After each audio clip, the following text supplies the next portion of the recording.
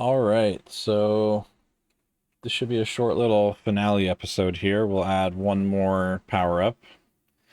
But before we do, I want to fix one bug that we're having with the paddle turning large and getting stuck. So here when we're splitting, we're already checking that if we're out of bounds here, but we also need to be checking that when we turn large as well. So let's break this code out into its own function. Uh, and we'll just call this check out of bounds.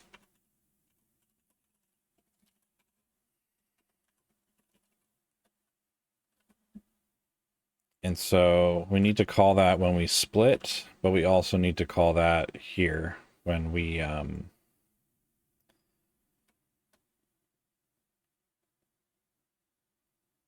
turn large. So let's call that right here. And that should do it with getting stuck out of bounds there. So for our final power up here, let's add a brick explosion. Let's add brick explosion to our power up types. And we can come down here and add that.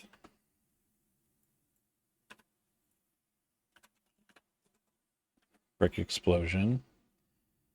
And to test this, I'm going to comment all this out. And if we just put an underscore here, this is like the default. If we don't have any of the matching numbers, it'll just default to this, so that this way we can get a brick explosion power up type no matter what. And I'll set this to 33%. So on our brick, let's come up here and let's add an area 2D. And we'll name this explosion area 2D. And let's add a collision shape on here. Let's give it a circle shape. And let's come to a grid snap of 8 by 8. And come out maybe like this big. So for our explosion area 2D's collision, for the layer, we don't need it to be on a layer. And for the mask, we need it to look for other bricks. So that's good. So our bricks here are on layer 4. So we're looking for that brick. So we're looking for other bricks. And when our ball, let's go to our ball script here. So if our ball collides with a brick, we want to bounce, and then we want to say if body dot power up type is equal to power-ups dot power up type dot brick explosion, then we want to do body dot explode, which we'll create in just a second. Else we will play the bounce. So now we can just come to our brick here and we can make a function here, explode.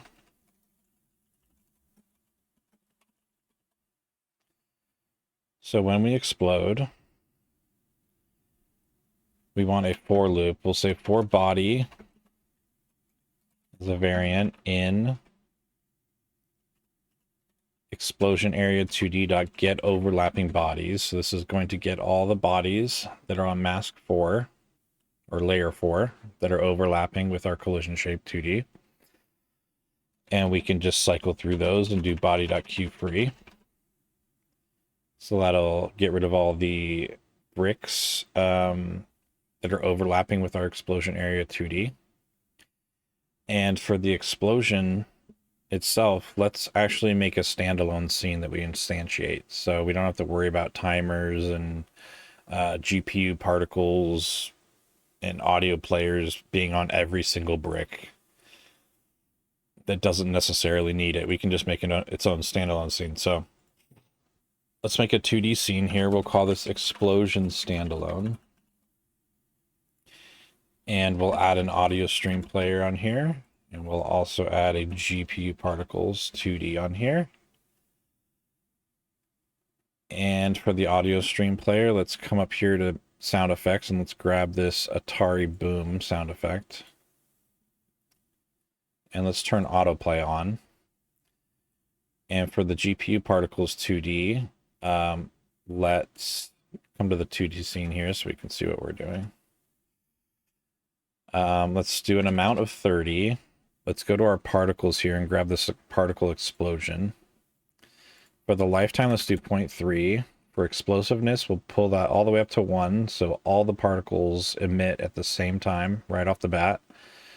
Turn fixed FPS to 0, interpolate off. Let's add a particle process material on here.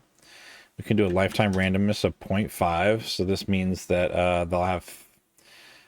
they'll scale between, or not scale, but they'll have a random lifetime between 50% of this lifetime up here to up to 100% of this lifetime up here. So they'll have a lifetime randomness between 0.15 and 0.3. Let's do an emission shape of a sphere.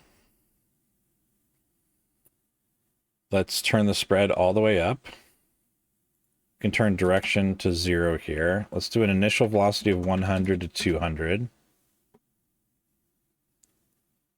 So now that's looking like an explosion. Let's turn gravity off. Let's do a scale of 0.25 to 0.5. And let's add a scale curve on here as well. So let's click into this curve. Let's go to about 66% of their lifetime. They'll hold their full scale and then they'll scale out to 0 right at the end. And there we go. It's looking like a good explosion. So let's turn one shot on. Let's go ahead and save our scene here. Let's make a new folder here, standalones. And save that. We'll add a script on here. So for this script, let's go into the ready function. And let's grab that GPU particles 2D and turn emitting equal to true. And then for our audio stream player 2D, let's connect to the finish signal. Because the sound effect on this is 1.45 seconds, and the GPU particles are only lasting for 0.3 seconds. So let's just cue free this standalone when its audio is done playing. So now we can instantiate this scene into our game, and then it will just cue free itself once it's done doing what it needs to do. So let's come to brick here, and then we can instantiate that here. So let's do var explosion scene as a packed scene, and I don't want to hold this as a constant on every single brick because not every single brick's going to need it. So we're just going to load it as needed right here in the function itself. So let's do explosion instance, and this is a node 2D equals our explosion scene dot instantiate, and then we can do get node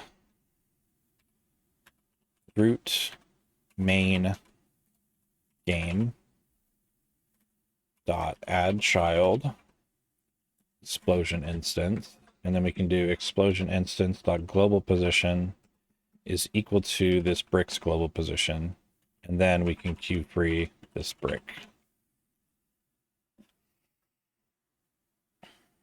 So that should be all we need to do to get this brick to explode. So let's test this out.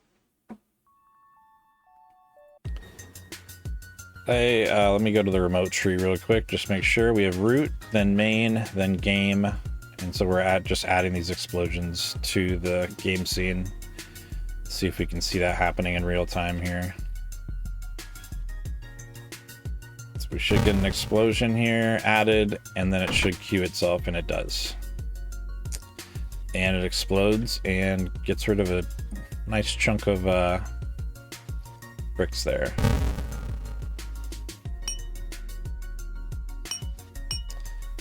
All right, cool. And so I think let's go back to power-ups here. We can turn all these back on. We don't need this default here, but it's not going to hurt us if we have a case for each one of this power-up type roll, it'll never go to default here. So this doesn't matter if we have it there or not. We don't need it. Actually, you know what? If we end up adding more brick power-ups in you know, later on, it'd be nice to have this. So we should have had that all along. But yeah, that works. So let's test out the game. See what we got here.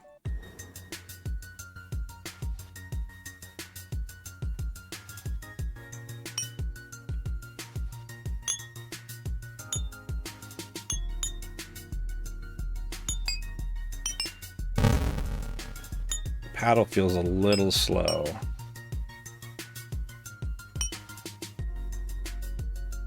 Might want to turn up the paddle speed.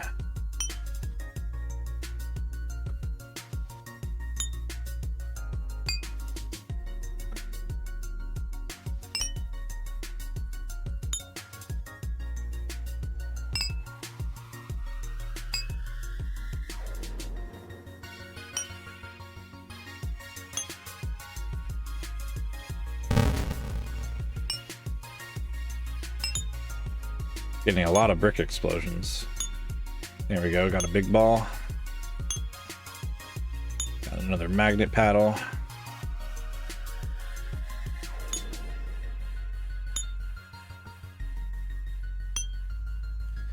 Split paddle.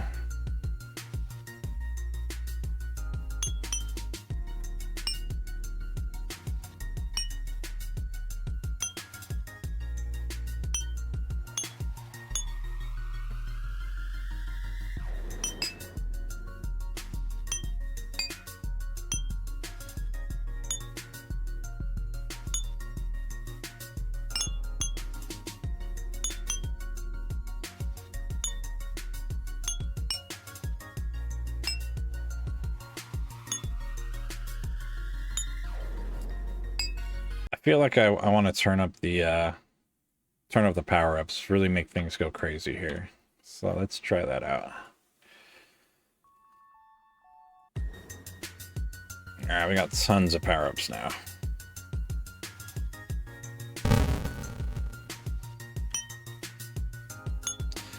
So a thing we could do is when a brick explodes, it's exploding other power-up bricks, and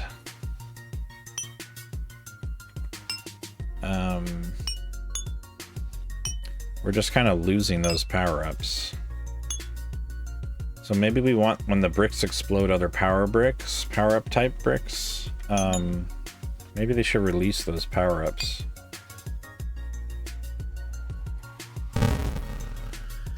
You know, I'm going to do that because I think that would be fun. So this is the last thing we'll do here. Let's go to brick, and this is where we're grabbing those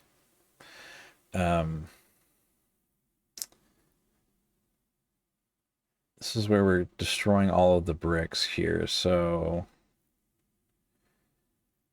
how are we actually releasing power-ups? I guess it would be in the ball. We're saying if ball is brick, on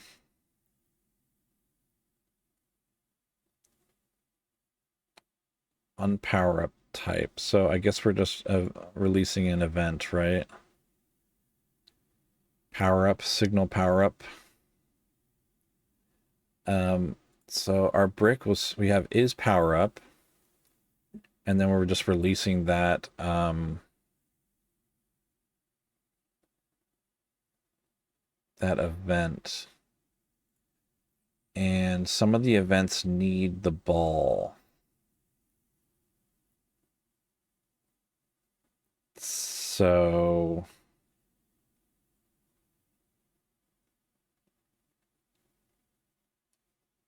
when the ball hits this body is brick here, on body enter brick, we need to pass the ball in to explode. So let's do that. And then explode here, we can have it take in the ball as a rigid body 2D, whichever ball hit it.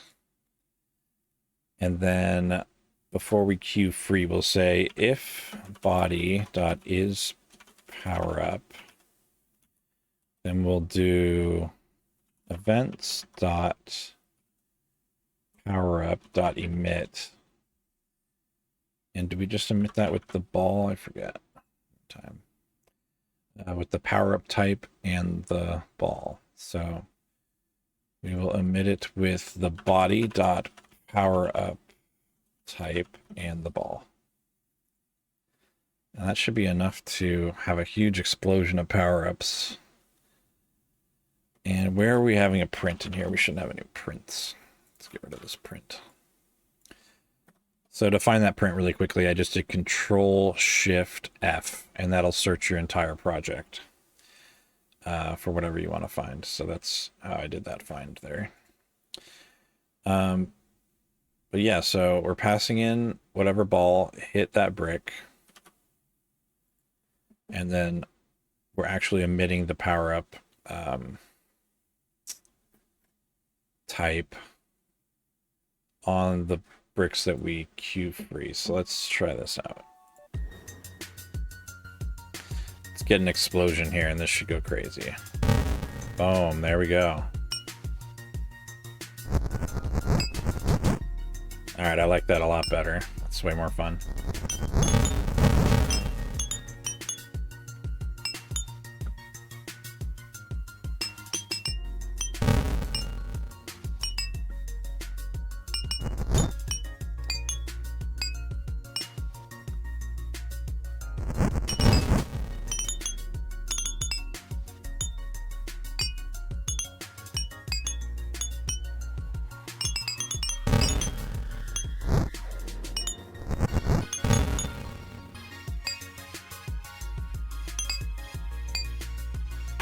Paddle feels a little sluggish still, so I'm just going to come to paddle velocity component and bump this up to 200.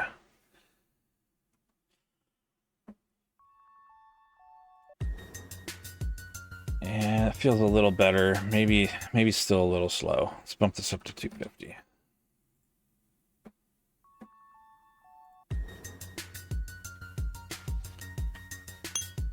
All right, and there we go.